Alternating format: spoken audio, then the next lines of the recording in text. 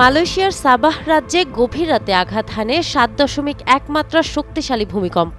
যুক্তরাষ্ট্রের ভূতাত্ত্বিক জরিপ সংস্থা ইউএসজিএস বলছে, রবিবার স্থানীয় সময় রাত ১২টা ৫৭ কম্পনটি রেকর্ড করা হয়। এর কেন্দ্র ছিল উপকূলীয় শহর কোটা কিনাবালু থেকে প্রায় ১০০ কিলোমিটার উত্তর পূর্বে। উৎপত্তিস্থলের গভীরতা ছিল ভূপৃষ্ঠের প্রায় ৬১৯.৮ কিলোমিটার নিচে।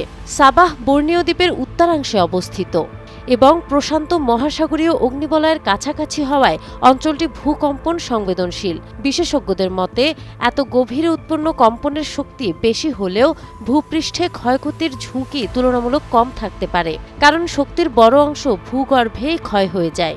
তাৎক্ষণিকভাবে হতাহত বা বড় ধরনের ক্ষতির কোনো নিশ্চিত খবর পাওয়া যায়নি। পরিস্থিতি নজরদারিতে রাখা হয়েছে এবং সম্ভাব্য আফটারশক বিষয়ে সতর্ক থাকতে বাসিন্দাদের পরামর্শ দেওয়া হয়েছে।